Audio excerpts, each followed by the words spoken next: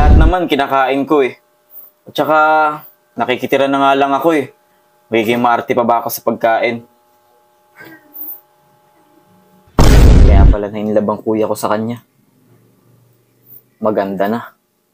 Maasikaso pa. O Jex, nakausap ko na pala yung kuya mo. Pumayag naman siya. Kaso ang sabi sa akin, mga kahit ilang araw lang. Siguro tapat na yung 3 araw para tumigil ka dito at makahanap ka ng bagong mong lilipatan. Kasi mahirap na eh. Nakakailang din na may kasamang ibang lalaki dito sa bahay. Baka kasi kung ano isipin na ibang tao eh. Mahirap na. Pasensya ka na talaga. Ayun lang yung pwede naming i-offer sa'yo. Okay lang yun ate. Maraming salamat pa rin. Ang mahalaga, may matutuluyan ako ngayong gabi. Kasi padilim na eh. Ayoko namang matulog sa kalsada, masyadong malamig. Tsaka huwag kayong mag-alala. Hahanap naman ako ng trabaho eh. Bigyan nyo lang ako ng ilang araw. Tsaka habang wala pa akong trabaho, tutulong muna ako dyan sa mga gawaing bahay. Maraming salamat talaga ate ah. O sige, pasok ka na.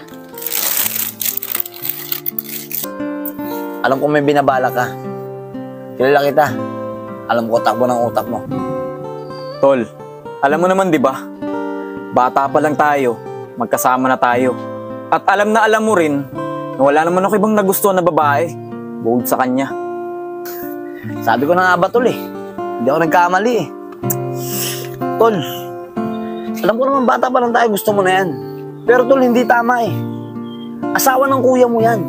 Tsaka tignan mo, yung mga anak na sila. Pamilyadong tao na yan. E paano nalaman ng kuya mo to?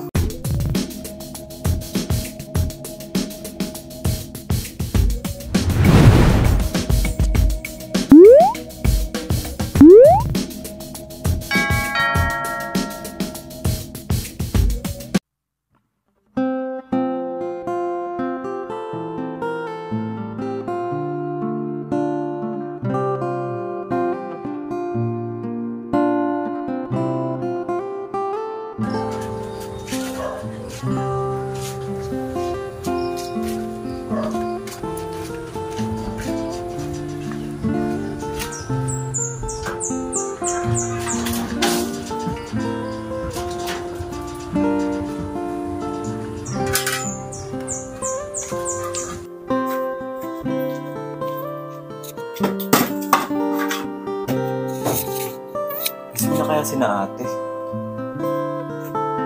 Ate? Ate? Gising na po ba kayo? Hindi sumasagot ah. Ate? Ate? Saan ko na ah? Ay, wala pala sila dito. Anong oras kaya sila umalis? Nagluto na pa naman ako ng kanin. Wala pala sila dito. Ako na nga lang mag-isa kakain.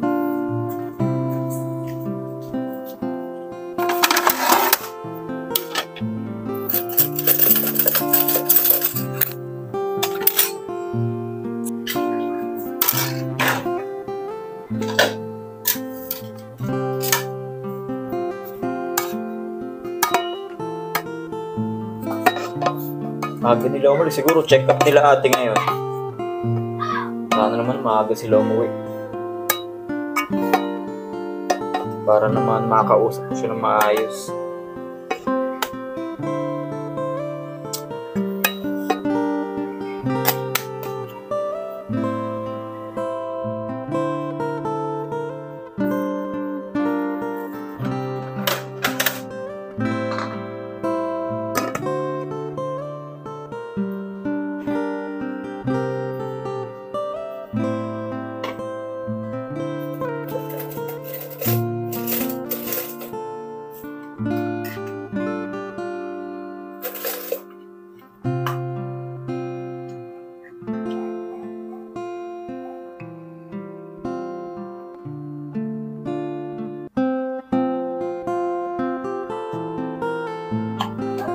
Habang lumilipas ang mga araw, habang tumatagal ako dito sa loob ng bahay, lalo kong nare-realize na parang mali ang ginagawa ko. Tama ang kaibigan ko Alam ko may binabala ka. Kilala kita. Alam ko takbo ng utak mo. Tol, alam mo naman 'di ba? Bata pa lang tayo, magkasama na tayo. At alam na alam mo rin na wala naman ako ibang nagustuhan na babae bukod sa kanya. Sabi ko na nga ba, Tol eh. Hindi ako nagkamali eh. Tol, alam ko naman bata pa lang tayo, gusto mo na yan. Pero Tol, hindi tama eh. Asawa ng kuya mo yan. Tsaka tignan mo, yung mga anak na sila. Pamilyadong tao na yan. E paano kung nalaman ng kuya mo to? Tol, pamilyado na yan, no? Gusto mo ng pamilya, bumuo ng sarili mo. Hindi yung maninira ka pa ng pamilya ng iba. Tsaka pare, mag-isip ka nga. Asawa ng kuya mo yan, no? Kawawa naman yung mga bata pag maghihiwalay yung mga magulang niyan. Pre, huwag mo nga akong pinapakialaman. Tsaka ako na po problemahin yan kapag ka nandyan na. Sa ngayon, masaya ako sa ginagawa ko. Ay nako pre, tigas talaga ng ulo mo. Kaya lagi ka na lang napapasok sa gulo eh. Pre, kaibigan mo ako. Sana may isip mo na lahat ng sinasabi ko para sa'yo. Asawa nga siya ng kuya ko. Pero ako naman ang nauna eh. Ako ang una niyang naging kaibigan bago ang kuya ko. At ako rin ang unang nagkagusto sa kanya bago siya. Pero bakit naman ganun? Siya ang pinili imbes na ako. Kaya ito ako ngayon, pinipilit ang sarili sa isang taong hindi naman talaga ako gusto. Sa isang taong nireject na ako noon pa. Pero anong magagawa ko? Nandito na eh. Mali man ang ginagawa ko sa paningin ng ibang tao. Pero gusto ko lang naman ipaglaban yung pagmamahal ko sa kanya. Baka naman, hindi pa huli ang lahat. Siguro, kaya naman niyang iwanan ng kuya ko para sa akin. Gagawin ko ang lahat para magustuhan niya ako. Kahit buntis pa siya, aakuin ko lahat ng responsibilidad. Ako magtataguyod sa kanya, kasama ang 2 anak niya. Magiging buong pamilya kami. Kahit hindi ko sila tunay na anak, okay lang yun. Ang mahalaga, kasama ko yung taong minamahal ko. Sana sa mga susunod na araw, maging okay kami. Sana, habang tumatagal, habang lumilipas ang panahon, mahulog din ang loob niya sa akin. Gagawin ko ang lahat para sa kanya.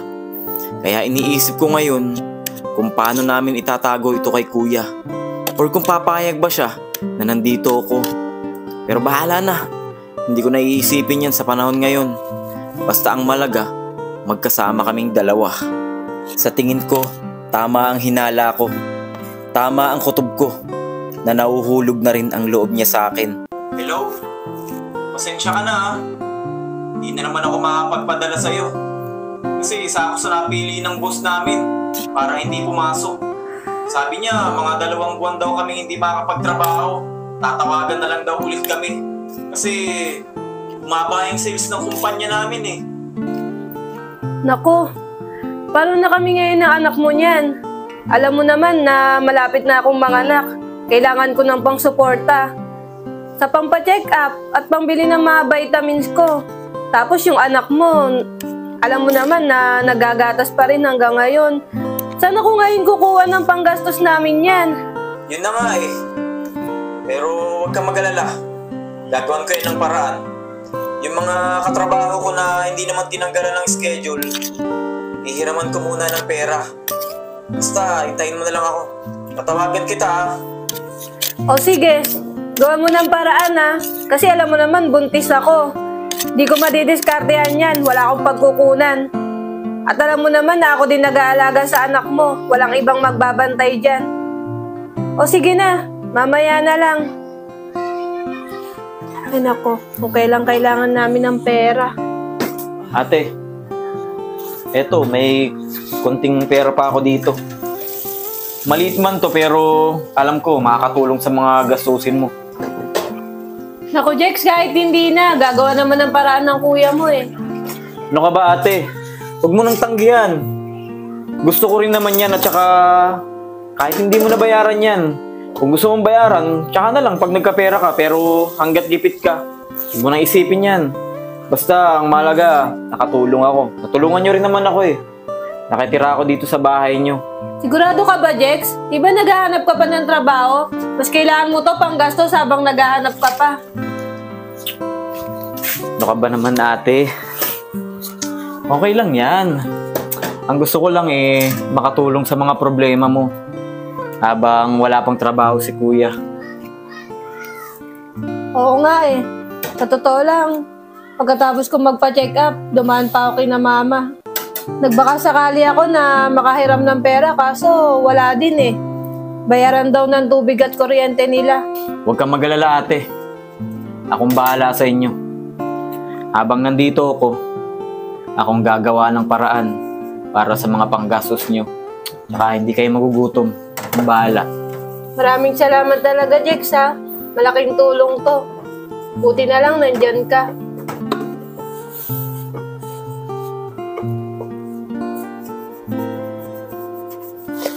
Oo nga pala, Jex. May gagawin pa ako. Diyan ka na.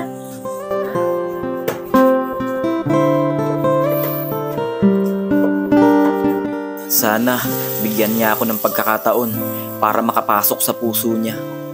Para pagbigyan ng pag-ibig na iniaalay ko sa kanya. Bata pa lang kami, wala na akong ibang ginusto kung di siya lang. Kaya kuya, pasensya ka na. Ipupush ko tong pagmamahal ko sa kanya. Kahit alam ko na asawa mo siya. Hindi ako papayag na makuha mo siya. Habang nandito ako, hindi ka na makakabalik dito. Wala ka ng pamilyang babalikan dahil akin na tong pamilya mo. Tandaan mo yan, kuya. Ipaglalaban ko kung anong alam kong nasa puso ko. Sigurado ako, huhusgahan ako ng maraming tao. Lalong-lalo na ng pamilya namin. Itatakwil ako ng nanay at tatay ko at itatakwil ako ng kapatid ko. Pero ito ang gusto ko. Ito ang landas na tinahak ko. At simula ngayon, hindi ko natitigilan ang panliligaw dito sa ate ko. Siguro sa buong mundo, hindi lang ako dumadanas ng gantong sitwasyon. Siguro marami kami. Gusto ko lang malaman kung ano ba ang ginawa nilang solusyon or kung ano ba ang naging desisyon nila. Kaya ikaw na nakikinig ka, mag-comment ka dito sa comment section kung ano ang ginawa mong solusyon sa gantong sitwasyon. Gusto ko ring malaman para naman alam ko rin ang gagawin ko. Pero sa ngayon, itutuloy ko muna itong panliligaw sa ate ko at itutuloy ko ang ginagawa kong paraan para mahulog ang loob niya sa akin. Dahil nandito na ako nasimulan ko na to, hindi ko na to titigilan. Kaya ikaw na nakikinig ka, kung anong nasa puso mo, sundin mo.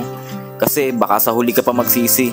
Kung kailang wala na yung pagkakataon, kung kailang wala ka ng chance para gawin ng mga gusto mo, tsaka ka lang magsisisi sa huli. Tandaan mo, isa lang ang buhay at minsan lang tayo mabubuhay.